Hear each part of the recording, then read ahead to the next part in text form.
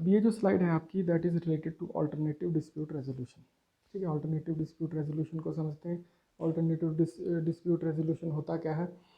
ठीक है, अब अगर हम अपने जुडिशियल प्रोसेस की ही बात करें या जुडिशियल सिस्टम की बात करें, जो हमारा ओरिजिनल कोर्ट ऑफ लॉ है, कोर्ट्स ऑफ लॉ है, लाइक योर डिस्ट्रिक्ट कोर्ट्स या हाई कोर्ट्स हैं, सुप्रीम कोर्ट्स हैं। ठीक है, अगर हम जुडिशियल प्रोसेस की बात करें तो बहुत स्लो हम कह सकते हैं, क्योंकि केसेस बहुत ज़्यादा है, बहुत ज़्यादा पेंडिंग केसेस हैं। ठीक है, और जजेस कम हैं। ठीक है, वकील तो बहुत ज़्यादा है, लेकिन जो जजमेंट है फाइनली वो तो जज ही देगा। ठीक है, तो जजेस कम है, केसेस बहुत ज़्यादा है, और तो इसलिए जो है जुडिशियल प्रोसेस जो है बहुत स्लो है। और एक और बात है कि जो पार्टीज़ रहती है उनका भी टाइम कह सकते हैं, या एफर्ट्स की बात कर लें, ठीक है, या पैसे की बात कर लें, वो भी बहुत ज़्यादा जो है वो लगते हैं। ठीक है, तो इसी इसमें ही कहेंगे हम, एक जुडिशियल सिस्टम होता है और उसके लिए एक और जो है अल्टरनेटिव डिस्प्यूट रेजोल्यूशन मैकेनिज़्म को जो है उसी के लिए तैयार किया गया, ताकि उन चीज़ों से जो है कुछ बचा जा सके, और जितने जो है हमारी जुडिशियल सिस्टम पे भी जो है ज़्यादा बर्डन ना आए। कुछ डिस्प्यूट्स जो है वो आउट ऑफ द कोर्ट ही जो है, बाहर ही जो है, आउटसाइड ऑफ द कोर्ट जो है वो सॉल्व हो जाए।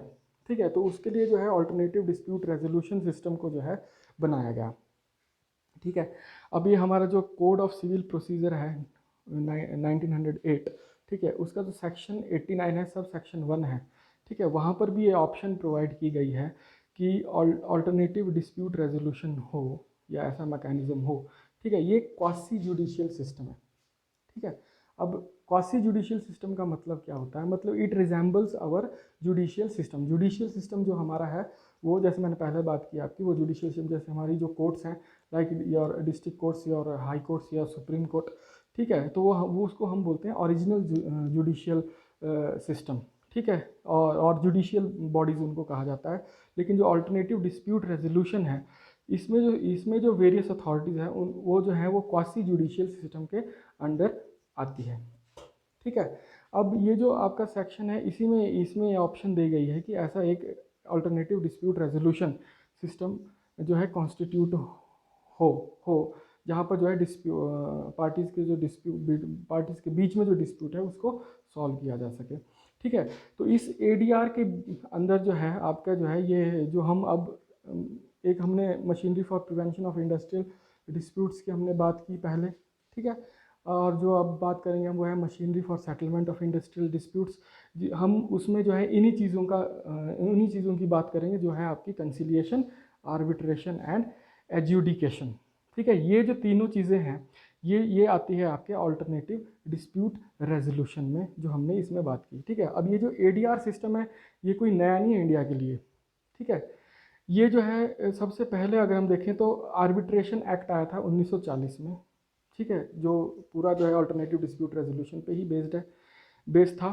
ठीक है, फिर उसको जो है इस एक्ट को जो है रिप्लेस किया गया आर्बिट्रेशन एंड कंसिलिएशन एक्ट 1996 से। ठीक है, जिसमें जो है सारे प्रोसीजर जो है related to alternative dispute resolution mechanism के लिए दे रखे हैं। ठीक है, अब यहाँ मैंने बात की है। अब थोड़ा सा अगर हम और देखें क्वासी जुडिशियल और जुडिशियल सिस्टम के बीच में थोड़ा सा डिफरेंस और देख लेते हैं। जैसे यहाँ पर जो सेक्शन 89 सब सेक्शन 1 में लिखा है कोड ऑफ सिविल प्रोसीजर। ठीक है, अब जो अगर हम देखें जो हमारी जो जुडिशियल सिस्टम होता है, ठीक है, अगर सिविल मैटर्स हैं तो उसके लिए जो वहाँ जो एक तरह से कोड जो फॉलो किया जाता है वो है आपका कोड ऑफ सिविल प्रोसीजर। इसके थ्रू ही जो है सिविल मैटर्स को डिस्पोज ऑफ किया जाता है, या उसमें जजमेंट जो है दी जाती है। ठीक है, पूरी प्रोसीडिंग्स जो है कोर्ट की वो इस सीपीसी के तहत ही जो है सिविल मैटर्स में चलती है। ठीक है, दूसरी बात करते हैं हम क्रिमिनल मैटर्स की।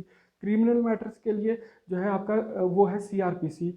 ठीक है, क्रिमिनल प्रोसीजर कोड, जिसके तहत जो है सारी प्रोसीडिंग्स जो है क्रिमिनल मैटर्स के लिए जो उसमें चलती है, और उसके बाद जो उसमें जजमेंट आती है। ठीक है, तो उसी का जो कोड ऑफ सिविल प्रोसीजर है सेक्शन 89(1), ठीक है, तो उसमें जो है अल्टरनेटिव डिस्प्यूट रेजोल्यूशन के लिए कहा गया है। ठीक है, अब इसमें थोड़ा सा और मैं आपको बता देता हूँ। जो आपका जो अल्टरनेटिव डिस्प्यूट रेजोल्यूशन है, इसमें आपकी जो है आर्बिट्रेशन आ जाएगी, इसमें आपके लेबर कोर्ट्स आ जाते हैं, इसमें आपके इंडस्ट्रियल ट्रिब्यूनल आते हैं, इसमें नेशनल ट्रिब्यूनल आते हैं, और आप अगर ये सारी चीज़ें जो हैं आपके ऑल्टरनेटिव डिस्प्यूट रेजोल्यूशन में आती है। ठीक है, अब आपने जो है आगे जब हम टॉपिक डिस्कस करेंगे तो उसमें आपने बस ये एक चीज़ ये ध्यान रखनी है कि ये जो सारी ऑल्टरनेटिव डिस्प्यूट रेजोल्यूशन है ये कोर्ट के बाहर की प्रक्रिया है। ठीक है, ये क्वासी जुडिशियल सिस्टम है। ठीक है, ये आपका जुडिशियल सिस्टम नहीं है। ठीक है, अब ये जो क्वासी जुडिशियल सिस्टम है, यहाँ इसमें जितनी भी अथॉरिटीज़ रहती हैं वो सरकार अपॉइंट करती है। ठीक है, सरकार मतलब जैसे कि जो भी अप्रोप्रिएट गवर्नमेंट होगी, वो स्टेट गवर्नमेंट भी हो सकती है, वो सेंट्रल गवर्नमेंट भी हो सकती है। ठीक है, अगर नेशनल ट्रिब्यूनल की अगर बात हो रही है तो वहाँ पर जो है अप्रोप्रिएट गवर्नमेंट सेंट्रल गवर्नमेंट है। ठीक है, अगर हम अगर अगर अगर हम कोई एस्टेब्लिशमेंट ऐसी है जो जो स्टेट के जुरिस्डिक्शन में आती है, तो वहाँ पर जो अप्रोप्रिएट गवर्नमेंट है आपकी वो स्टेट गवर्नमेंट रहेगी। ठीक है, तो थोड़ा सा हमने ये डिस्कस किया एडीआर का।